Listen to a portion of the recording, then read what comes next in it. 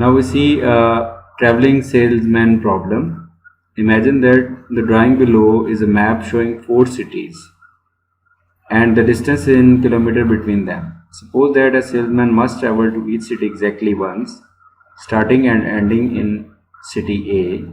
Which route from city to city will minimize the total distance that must be traveled? For this, we can see here that what are the possible ways starting from A, and then we can go to B, and then C, D, and A. And also we can see that we can go to A to C, and then to B, and then to D, and then comes to A. So there are two different ways to form the Hamiltonian circuit in this graph. Also we can move from A to C, and then to D, and then to B, and then A. So using all these possibilities and adding all the distances, we can see in the next table that the route ABCDA has the less kilometers than the others. So we will choose this route ABCDA, and this will give the minimum total distance of 125 kilometers. Now we see another concept in graphs in which a matrix is associated with a graph. So how can graphs be represented inside a computer? So it happens that all the information needed to specify a graph can be conveyed by a structure called matrix, and matrices are easy to represent inside computers.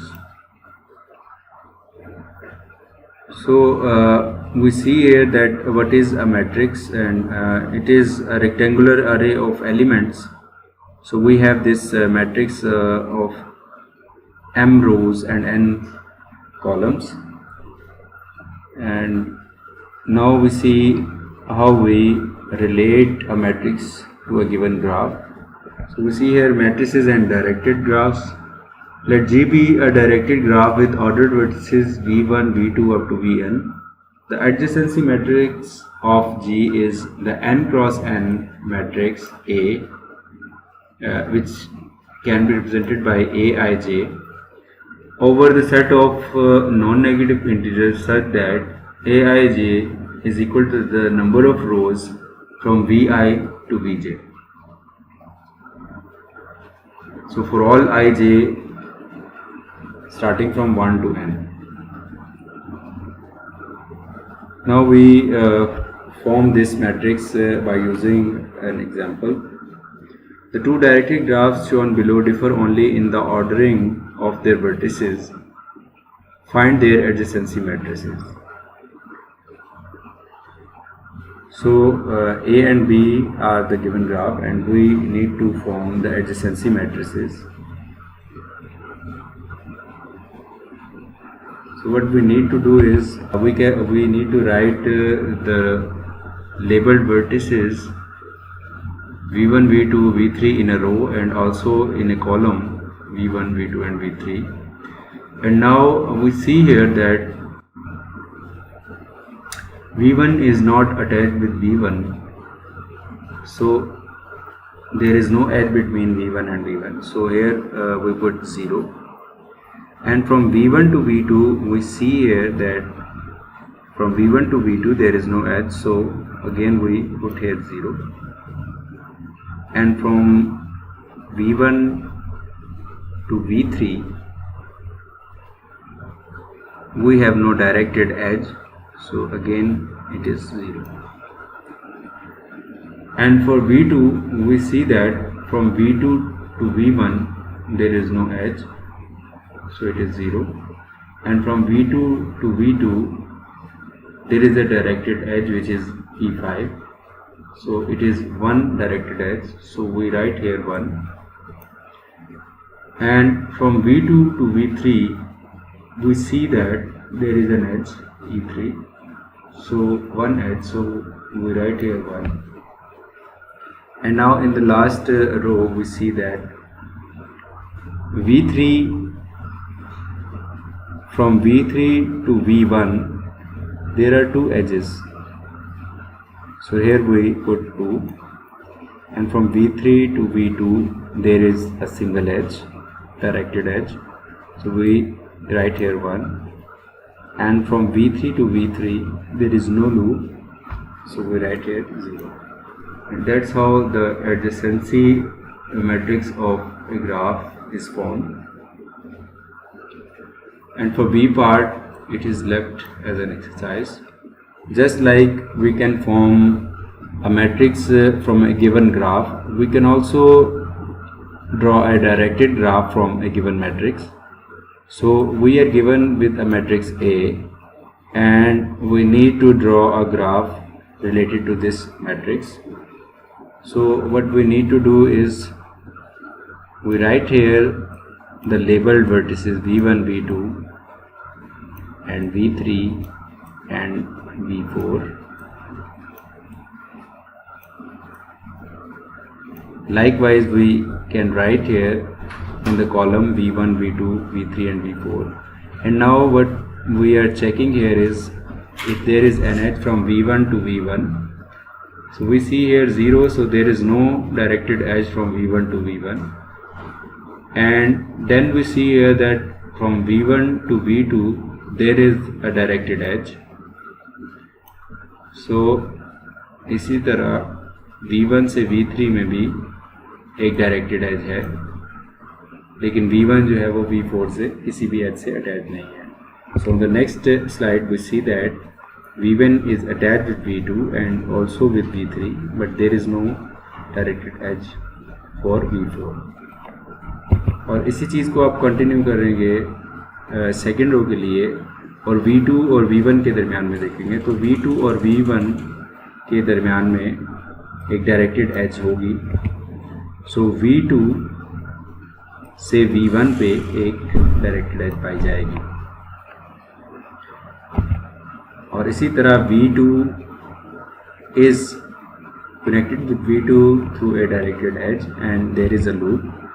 So V2 से एक as बनाई जाएगी जो V2 पर होगी, और बाकी जितने भी हमारे पास एंट्रीज हैं इस मैट्रिक्स में, उसकी मदद से हम ये ग्राफ जो डायरेक्टेड ग्राफ है ये बना सकते हैं. So it's your task to complete this graph using the above matrix. Now we see matrices and undirected graphs. Let G be an undirected graph with ordered vertices V1 up to Vn. The adjacency matrix of G is the n cross n matrix A, which is represented by Aij over the set of non-negative integers such that Aij is equal to the number of edges connecting Vi and Vj for all ij is equal to 1, 2 up to n. So here we see that the Aij entry represents the number of edges starting from ith vertex to the jth vertex and vice versa. So V1 V2 से जिस तरीके से attach है, इसी तरह V2 जो है वो V1 के साथ अटैच है. तो अनडायरेक्टेड ग्राफ में V1 V2 से अटैच है और V2 जो है वो V1 से अटैच है. तो इस प्लेस पे हमारे पास जो है हमारे पास A12 प्लेस पे 1 आएगा और इसी तरह A21 प्लेस पे भी 1 आएगा. So given this graph we can form an adjacency matrix. और इसके लिए हमने वही तरीकाकार अपनाना है कि हम एक रो में V1, V2 और V3, V4 लिख लेंगे और इसी तरीके से एक कॉलम की शक्ल में जो वर्टेक्स लेबल के साथ हैं उनको लिख लेंगे. And then we see which vertex is attach to the which vertex. So V1 और V1 आपस में अटैच नहीं है, यानी कोई लूप नहीं है. So there will be 0 and V1 is attach with V2. Here there is no direction. So if there is an edge, we can count that edge and we write 1 and इसी तरह हम देखते हैं कि V1 अगर V3 से attach है तो हम देखेंगे यहाँ पे अटैच नहीं है और वो 0 है। इस तरह V1 और V4 के दरमियान में भी कोई एज नहीं है और इसी तरह V1 और V4 के दरमियान में एक एज है जिसकी वजह से यहाँ पे हम 1 लगाएंगे। और इसी तरीके से बाकी एलिमेंट्स जो हैं, बाकी हमारे पास जो वर्ड्स हैं उनको भी चेक किया जा सकता है। V2 और V1 के दरमियान में एक एज मौजूद है, इसी तरह V2 और V2 के ऊपर एक लूप है और लूप की जो एंट्री है वो हम देख सकते हैं कि वो डायगोनल की एंट्री बनेगी। सो इस डायगोनल में हमारे पास यहाँ पे मान आ जाएगा। और इसी तरह V2 और V3 के दरमियान में हम चेक करते हैं। सो V2 और V3 के दरमियान में हमारे डबल एज है जिससे हम पैरेलल एज भी कहते हैं। सो उसको काउंट करने से हमारे पास यहाँ पे 2 आ जाएगा एंड सो ऑन। और इस मैट्रिक्स के बारे में हम देख सकते हैं कि क्योंकि ये अनडायरेक्टेड ग्राफ के लिए है, so the edge works for both V4 and V2 and V2 and V4. So this matrix will be symmetric. और सिमेट्रिक मैट्रिक्स की हमें डेफिनेशन पता है कि अगर हम इसका ट्रांसपोज लें यानी हम इसकी रोज को कॉलम में तब्दील कर दें तो again we will get that matrix. Now we see another important concepts in graphs which is isomorphism of graph. So isomorphism of graph mean that given two graphs they will be isomorphic to each other if they have the same number of vertices and same number of edges and the structure of both graphs are preserved, are the same. So we see here their vertex and edge sets are identical and their edge end point functions are the same. और हम इस graph को एक नाम देंगे G. Now consider the graph G prime represented in the figure. So there is a definition of formal definition of isomorphism of graphs. Let G and G prime be graphs with vertex sets VG and VG prime and edge sets EG and EG prime respectively.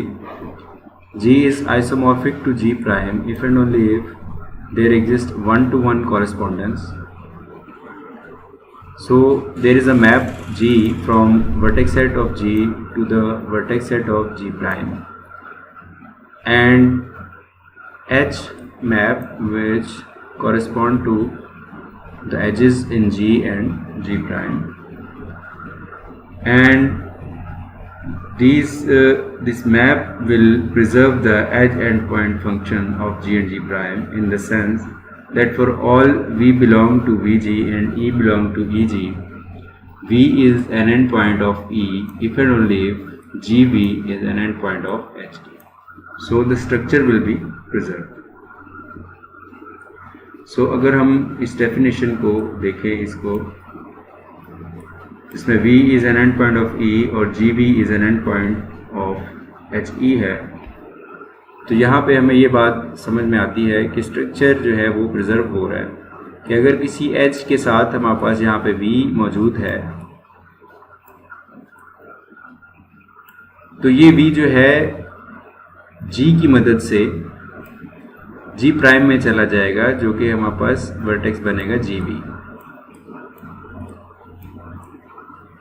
And और H जो है function वो इस H को map करवाएगा एक ऐसी as पे जो कि HE कहलाएगी और वो HE जो है वो इस वर्टेक्स के साथ एडजेसेंट होगी और इंसिडेंट होगी और जो GV है वो उसका एंड पॉइंट होगा HE। और ये फंक्शन जो है ये तमाम वर्टिसेस के लिए और एजेस के लिए वर्क करेगा। तब हम कह सकते हैं कि दोनों गिवन ग्राफ्स जो है वो आइसोमॉर्फिक ग्राफ्स हैं और उनका जो स्ट्रक्चर है वो बिल्कुल सेम है। इसको समझने के लिए हमारे पास यहाँ पे एक एग्जांपल है। हमारे सामने एक ग्राफ दिया गया है। हम सबसे पहले देखते हैं कि V1, V3, V4, V2 and V5 we have 5 vertices here in G, and in G prime we have again 5 vertices. So vertices are same, and इसी तरह हम अगर काउंट करें edges को तो there are 7 edges, and here in this graph there are also 7 edges. Now what we need to show is, for each vertex we must see that, so for this we see here that what we need to do is, we see that V3 is mapped to W1 and V4 is mapped to W5, and V1 is mapped to W2. And how we are mapping these vertices from G to G prime? We can see here the degree of V3 is 3 and V4 has degree 3, and here we can see that the only vertices with degree 3 are V1 and W1 and W5. And from here we see that V1 has the degree 4 and the only vertex with degree 4 is W2. So we have mapped V1 to W2. And now for W3 and W4 we see that V2 and V5 have the same number of edges. So V2 is mapped to W3 and V5 is mapped to W4. And after defining this mapping, we can see that every vertex attached to some edge in G, mapping vertex is also attached with the mapping edge. So here we must see that V1 and V3 has an edge E1. So where should we map E1 in G prime? So the question is, each edge must be mapped in G prime also. So for this we see here that V1 is mapped to W2 and V3 is mapped to W1. So E1 must be mapped to F3 and so on. Just like we can see here, V3 and V4 has an edge E3, and because V3 is mapped to W1 and V4 is mapped to W5 and there is an edge F1 between this, so E3 must be mapped to F1. And when we use this fashion and when we use this method to map all the edges, we can see that the two given graphs are isomorphic. Here the two mappings are shown pictorially.